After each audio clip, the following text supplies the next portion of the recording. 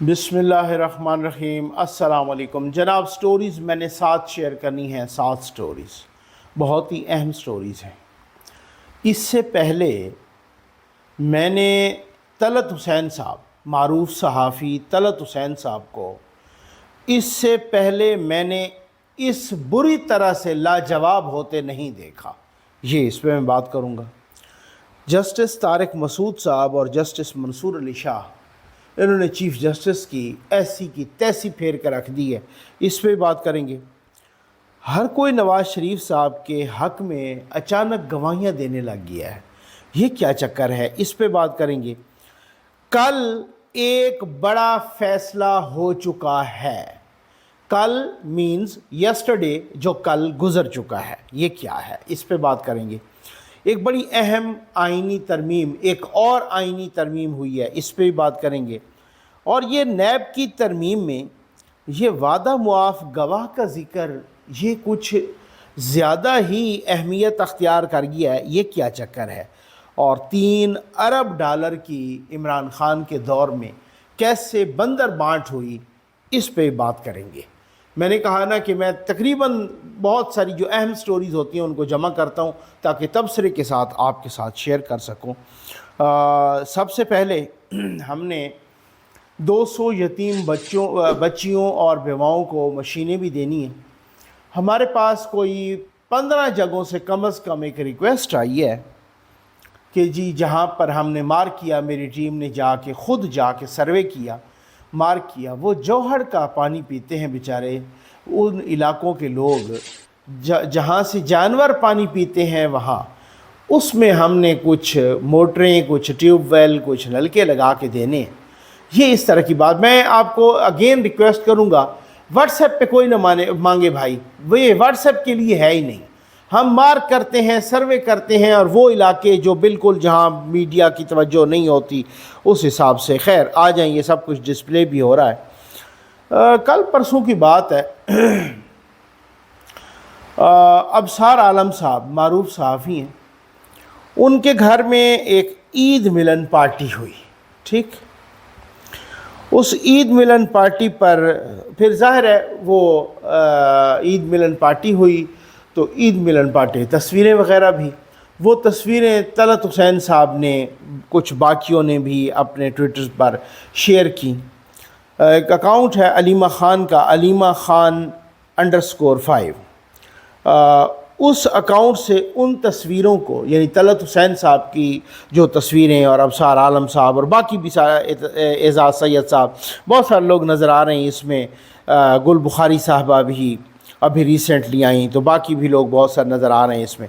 तो सारे के सारे मारूफ सहाफ़ी यूट्यूबर्स वो उस तस्वीर को लगा के अलीमा ख़ान अलीमा _5 उन्होंने लिखा कि इस जुल्म के ख़िलाफ़ इन सब का खामोश रहना, मैं लाहौर से इन सब पर लानत भेजती हूँ। आप कहाँ से इन सब पर लानत बेचते, ठीक है ना, यानी भेजते लिखना चाह रही थी। तलत साहब ने अलीमा ख़ान के ट्वीट का ये जवाब दिया। तलत हुसैन साहब लिखते हैं कि कमाल ख़ानदान है ये अलीमा वाला, कमाल ख़ानदान है ये अलीमा वाला, जब भी उनमें से कोई भी ज़बान खोलता है तो सारी दुनिया को अपने घर की तरबियत के बारे में बताता है, यानी हर एक फ़र्द है अपनी ही ज़िल्लत का इस्तारा, बेचारे, आगे एक्सक्लेमेशन मार्क लगा दिया। ठीक, उसके बाद क्या हुआ, कुछ तहरीक इंसाफ के मुख्तलिफ़ रहनुमाओं ने, आतिफ़ ख़ान समेत, उन्होंने अलीमा ख़ान का बयान जारी किया और अलीमा ख़ान ने कहा कि चेयरमैन तहरीक इंसाफ की हमशीरा अलीमा ख़ान की सोशल मीडिया पर अपने नाम से मंसूब तमाम अकाउंट्स की तरदीद, सोशल मीडिया पर मेरे नाम से मंसूब मुतअद्दिद अकाउंट्स चलाए जा रहे हैं। अलीमा ख़ान, महसूस होता है इन तमाम अकाउंट्स का कंट्रोल किसी एक शख्स के पास है। अलीमा ख़ान, मेरा इन अकाउंट से शेयर किए जाने वाले ख़यालात से कोई ताल्लुक़ नहीं। अलीमा ख़ान, صحافی طلعت حسین نے بغیر تصدیق کے میرے نام سے بنے اکاؤنٹ کا ٹویٹ شیئر کیا۔ علیمہ خان: طلعت حسین ایسی کسی چیز کو شیئر کرنے سے قبل کم از کم تحقیق ہی کر لیتے کہ یہ میرا اکاؤنٹ ہے بھی یا نہیں۔ علیمہ خان: میرا اکاؤنٹ فیس بک یا انسٹاگرام پر، ٹویٹر پر بھی کوئی اکاؤنٹ نہیں ہے، اور میرے نام سے منسلک تمام سوشل میڈیا اکاؤنٹس جعلی ہیں۔ یہ علیمہ خان نے تردید جاری کی۔ اچھا، اس کے بعد طلعت صاحب نے ایک ویلاگ کیا۔ اس ویلاگ میں سارا کچھ انہوں نے بیان کیا۔ علیمہ خان کا یہ سٹیٹمنٹ بھی چلایا جو تردید والا، اپنا ٹویٹ بھی چلایا علیمہ خان کے نام سے، یہ جو علیمہ_5 کے نام سے یہ ہے ٹویٹر اکاؤنٹ، یہ بھی چلایا۔ ٹھیک، اور میں پہلے تو بتا دوں کہ طلعت صاحب ان صحافیوں میں ہیں جن کو میں صحافت کے استادوں میں سمجھتا ہوں، سیدھی سی بات ہے، ان کا میں بے پناہ احترام کرتا ہوں۔ طلعت صاحب ایک بہت ہی سلجھے ہوئے انسان ہیں، سلجھے ہوئے صحافی ہیں، بہت ہی سیزنڈ صحافی ہیں، بہت تجربہ کار ہیں، اور یونیورسٹیز میں لیکچر دینے جاتے ہیں، بہت اچھا بولتے ہیں، اچھا لکھتے ہیں۔ یہ ایک الگ بات، ان کا احترام کا بہت ہی احترام کا رشتہ ہے۔ لیکن کل جس طرح سے میں نے ان کو اپنے ویلاگ میں ڈیفینسو ہوتے دیکھا، صرف بات اتنی سی تھی کہ وہ کہتے کہ جی غلطی ہو گئی ہے، اور علیمہ خان کا، میں نے سمجھا یہ علیمہ خان کا اکاؤنٹ ہے۔ اگر یہ علیمہ خان کا اکاؤنٹ نہیں ہے جو کہ انہوں نے تردید کر دی ہے، ان کی تردید قبول کر لی جاتی ہے، اور میں سوری کرتا ہوں کہ یہ غلطی ہوئی ہے۔ میں اس وجہ سے میں نے کہا کہ اگر یہ علیمہ خان کا ہے، کیونکہ کوئی اخلاقیات اس سائڈ سے نہیں ہے، چاہے جن کے اکاؤنٹ اپنے بھی ہے، خان صاحب کے اکاؤنٹ سے کون سی اخلاقیات، اور باقیوں کے اکاؤنٹ سے کون سی اخلاقیات، شہباز گل ہو یا کوئی بھی ہو، ان کے اکاؤنٹ سے اخلاقیات نامی تو کوئی چیز ہی نہیں ہے نا۔ معاف کیجیے گا، لیکن طلعت صاحب نے جس طرح سے اپنے آرگومنٹس دینے کی کوشش کی، جس طرح سے توجیحات دینے کی، یا توجیحات میں کہوں گا معذرت کے ساتھ، انتہائی احترام کے ساتھ گھڑنے کی کوشش کی کہ میری مراد اس علیمہ خان سے تو نہیں تھی۔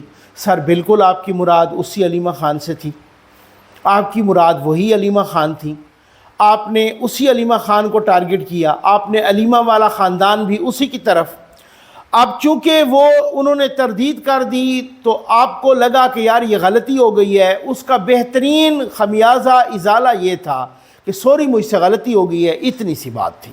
میں نے، آپ یقین کیجئے، آپ وہ ویلاگ سن لیجئے، میں نے اس سے پہلے طلعت حسین صاحب جیسے بندے کو اس طریقے سے ڈیفینسو ہوتے اور اس طریقے سے لاجواب ہوتے، اس طریقے سے توجیحات گھڑتے ہوئے کبھی نہیں دیکھا۔ یہ ضروری تھا میں کبھی بھی پرسنل، مجھے بہت سارے لوگ کرتے ہیں، مختلف ویڈیوز بھیجتے ہیں، نقوی صاحب اس کا جواب دیں، اگر اس پہ بندہ بیٹھ جائے تو بہت ہی ٹائم ویسٹ ہوتا ہے، پھر آپ تک سٹوریز نہیں پہنچ سکتی۔ ایون لوگ میرے اپنے بارے میں بہت غلط باتیں کر رہے ہیں، میں اگنور کرتا ہوں، ٹھیک ہے نا۔ مجھے لوگ آپ میں سے بھیجتے ہیں جی فلاں نے آپ کے بارے میں یہ کہا، تو میں اگنور کر دیتا ہوں، ٹھیک ہے۔ اگر اس طرح سے پرسنل ہونا ہے یا پرسنل سٹوری پہ سٹوری کرنی ہے تو وہ کریں جن کے پاس سٹوری نہیں ہوتی، یا جن کے پاس تجزیہ نہیں ہوتا، یا جو تبصرہ نہیں کر سکتے، یا اس کا کریٹیکل انالیسس نہیں کر سکتے کسی خبر کا، وہ کریں۔ یہ فضول کام، یہ ٹائم میں۔ لیکن طلعت حسین جیسا بندہ جو صحافت میں ایک سٹالورٹ، جو صحافت کا ایک بہت بڑا نام ہے، اگر وہ بھی اس طریقے سے کریں گے تو ڈیفینیٹلی میں نے جب دیکھا تو میں نے مناسب سمجھا کہ میں اس پہ ضرور بولوں گا۔ جسٹس طارق مسعود صاحب، جسٹس منظور علی شاہ، پہلا یہ جو 9 رکنی بینچ بنا تھا، یہی ملٹری کورٹس کے اگینسٹ، سویلین کے ٹرائل، ملٹری کورٹس میں سویلین کے ٹرائل کے اگینسٹ، اس میں 9 رکنی بینچ تھا۔ پہلے ہی دن جسٹس قاضی فائزیسا اور جسٹس طارق مسعود صاحب اٹھ گئے، پھر دوسرے دن جسٹس منصور علی شاہ پر اعتراض ہوا تو وہ اٹھ گئے، پھر اس کے بعد 6 رکنی بینچ تو سماعت جاری رکھی، پھر وہ پتہ نہیں ملتوی ہو گئی اب غیر معینہ مدت تک یا جولائی کے کہیں اینڈ تک۔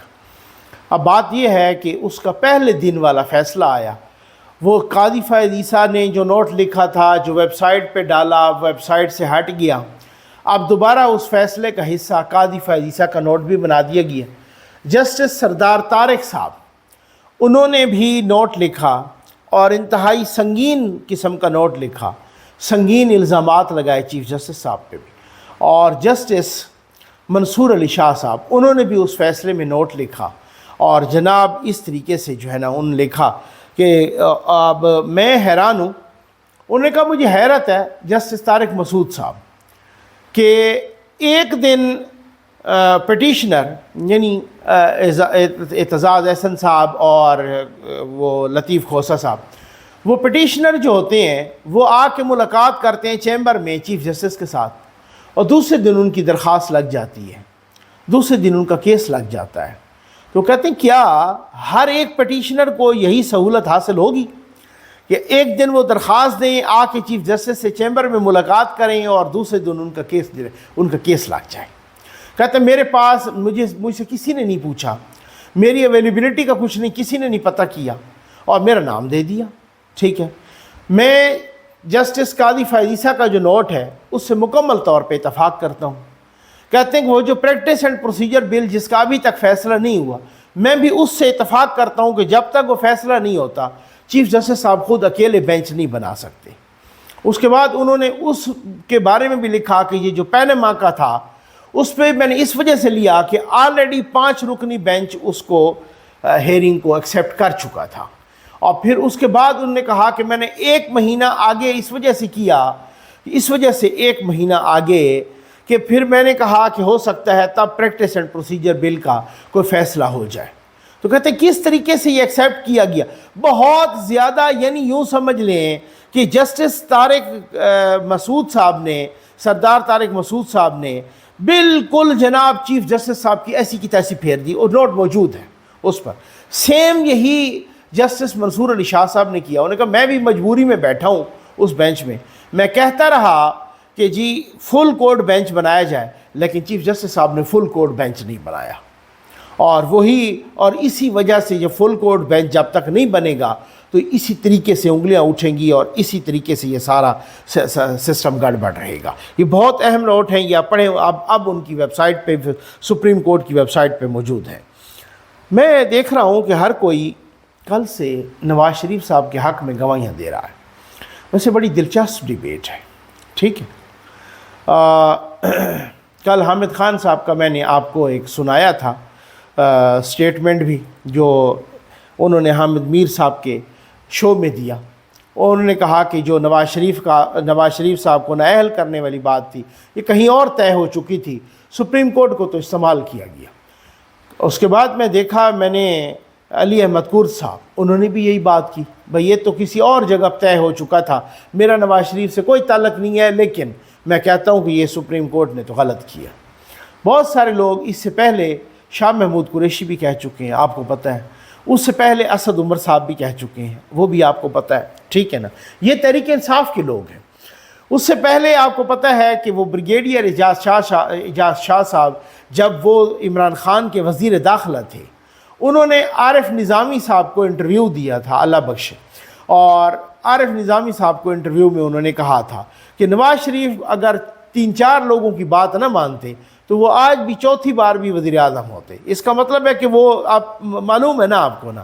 اس کے ساتھ ہی بہت سارے لوگ اب بھی کہہ رہے ہیں اچانک ہی، اور اب ایک بہت بڑی بات سامنے آئی ہے، اور وہ سامنے کیا آئی، اس سے وہ پہلے بھی سامنے آ چکی تھی۔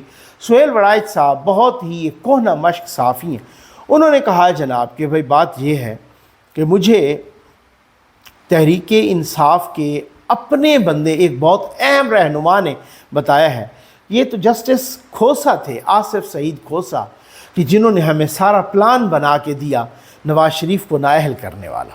ٹھیک ہے، اچھا، اس سے پہلے عمران خان صاحب اللہ بخشے ارشد شریف صاحب کے پروگرام میں کہہ چکے ہیں، اور انہوں نے کہا، ارشد شریف صاحب نے پوچھا، عمران خان نے کہا میں تو ادھر ادھر بھٹک رہا تھا، وہ ویڈیو آپ نے دیکھی ہوگی، میں نے بھی دکھائی تھی، سنائی تھی، میں تو دوسرے دن وہ جلسہ کرنے رائیونڈ جا رہا تھا کہ مجھے معاف کیجیے گا، جج صاحب نے کہا کہ آپ ادھر آئیں، تو ارشد شریف صاحب نے، انہوں نے پوچھا کہ کون سا جج صاحب، یہ کو سابق یا آپ سرونگ کی بات کر رہے ہیں؟ کہا نہیں نہیں میں سرونگ کی بات کر رہا ہوں، جسٹس آصف سعید کھوسہ صاحب نے کہا کہ آپ یہ ادھر لے آئیں۔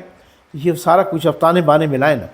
اچھا اس میں ایک بات ہے، اس سے پہلے باب زحمتے کی بھی سارا کچھ یہ وہ بہت ہی گندی ہو رہی ہے، بری ہو رہی ہے تمام سابقہ ایسے ججز کی بھی، اور جتنی بری عمر عطا بندیال صاحب اور اس ٹولے کی ہو رہی ہے اس سے پہلے سرونگ میں اتنی بری نہیں ہوئی۔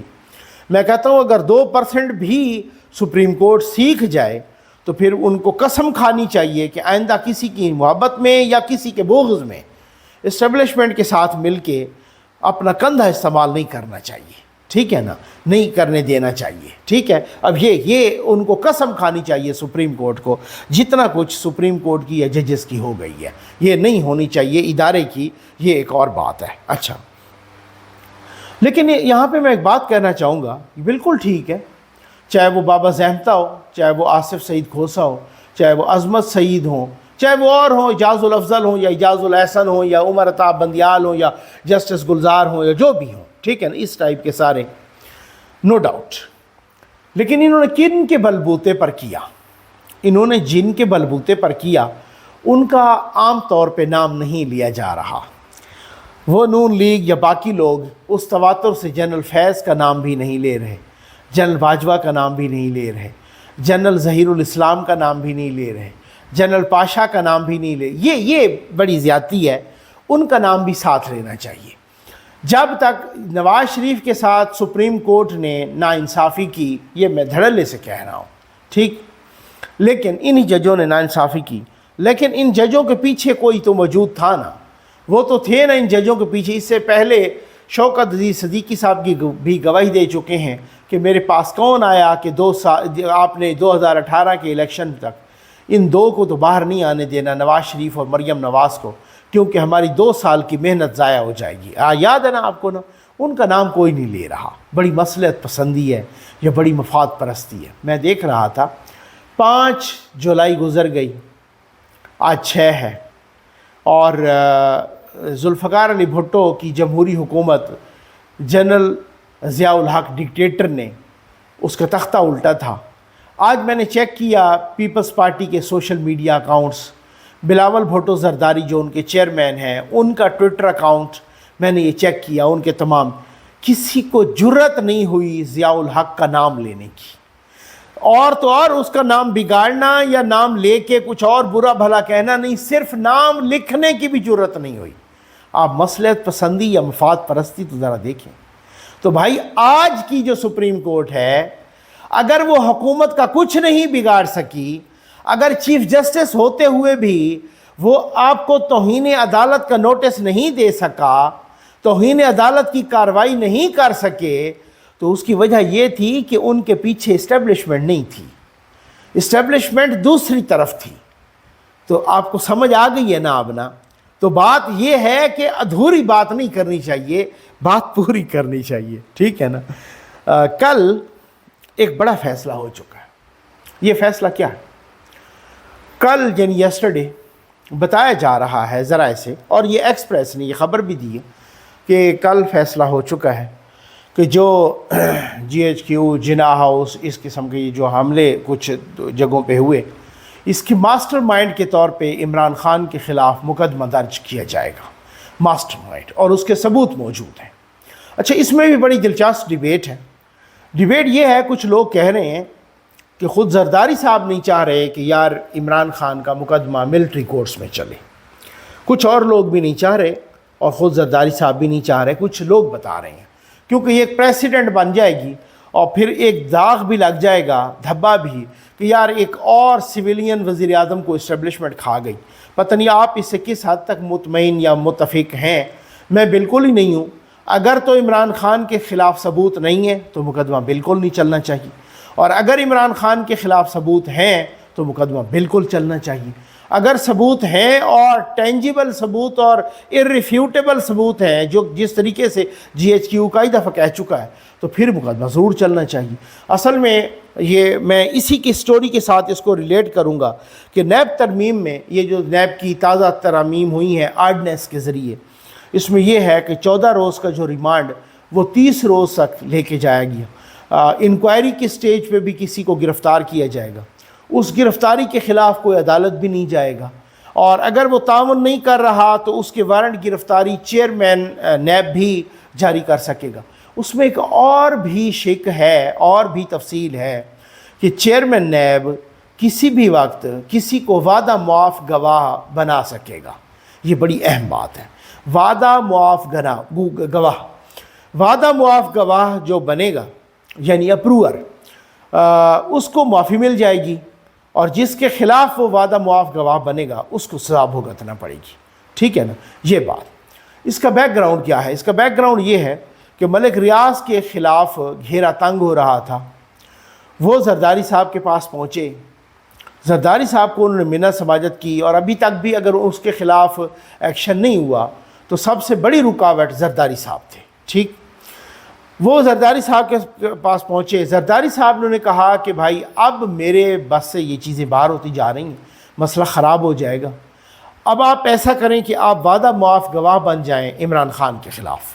ٹھیک ہے، اور وہ اب سننے میں یہی آ رہا ہے، بہت ہی پکے ذرائع بتا رہے ہیں، قابل اعتماد ذرائع، کہ ملک ریاض اب سیریسلی سوچ رہے ہیں کہ عمران خان کے خلاف انہوں نے وعدہ معاف گواہ، اور یہ جو شک آئی ہے اس میں وعدہ معاف گواہ مجسٹریٹ کے سامنے، اور اگر اس نے کچھ چھپانے کی کوشش کی تو اس کی وہ گواہی اور معافی وہ الٹی اس پہ پڑ جائے گی۔ ٹھیک ہے نا؟ اور وہ وعدہ معاف گواہ بنے گا تو وہ معاف ہو جائے گا، اور جس کے خلاف بنے گا اس کو بھگتنا پڑے گا۔ اب ہو سکتا ہے اس میں بہت ساری چیزیں ہیں آپ کو بھی غلط لگیں، میں کوئی اس طرح کا بندہ نہیں ہوں کہ میں کسی کا ترجمان ہوں یا میں کوئی بےایمانی کروں، میں باتیں بالکل اس طرح سے میرے جو دل میں ہوتا ہے، جو ذہن میں ہوتا ہے، جو اس طریقے سے بہت ساری باتیں ہو سکتی ہیں غلط بھی ہوں، لیکن عمران خان اپنے 3.25 سال میں اور اس سے پہلے 2013 میں اس سے آنورڈ پچھلے 5, 7, 8 سالوں میں جو ادھم مچایا، وہ سارے کام اٹھے کریں، غلط کریں، رانا ثناءاللہ کو 15-20 کلو ہیروئن میں اندر کرا دیں، اس پہ مکوڑے چھوڑیں، چونٹیاں چھوڑیں، اس کا تماشا دیکھیں، اور تمام کی تمام پیپلز پارٹی اور نون لیگ کو اندر کرا دیں، اور تو اور آپ کو اگر یاد ہے، نہیں تو میں یاد کرا دیتا ہوں، عرفان صدیقی صاحب جو کہ سینیٹر ہیں اور اس وقت بھی تھے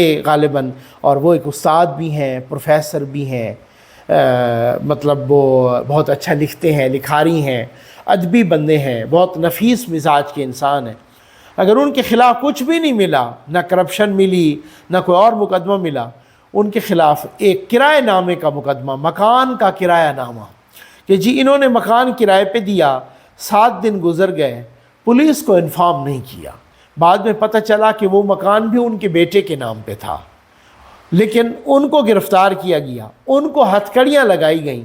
آج بھی وہ ہتھ کڑی والی تصویر عمران خان کو چڑھا رہی ہے، عمران خان کا منہ چڑھا رہی ہے کہ ہتھ کڑی پہن کے جس طریقے سے عرفان صدیقی صاحب ہاتھ میں قلم لے کے ہتھ کڑی پہن کے کھڑے تھے، تو آپ نے سارے غلط کام کیے ہوں اور آپ کہیں کہ پھر میرے ساتھ انصاف ہوگا، تو پھر مکافات عمل نامی چیز کیا ہوتی ہے؟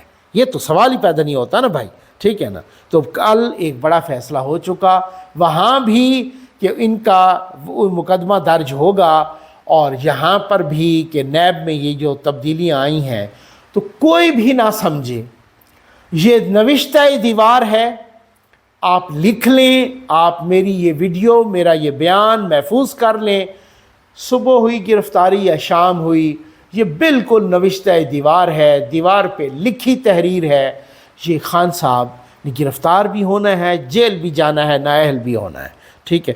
آئینی ترمیم ہو گئی ہے، آئینی ترمیم شروع ہو گئی ہے، یعنی اس کا پروسیس شروع ہو گئی ہے، کوئی بھی شخص 2 حلقوں سے زیادہ الیکشن نہیں لڑے گا، اور میں سمجھتا ہوں یہ بہت اچھی آئینی ترمیم ہے۔ ابھی اس کی پارلیمنٹ کی قائمہ کمیٹی میں یہ منظوری دے دی ہے، اب وہ جس طریقے سے آگے پروسیس ہے، قومی اسمبلی، پھر سینٹ وغیرہ، پھر اس کے بعد صدر کے پاس جائے گی، یہ بہت اچھی بات ہے۔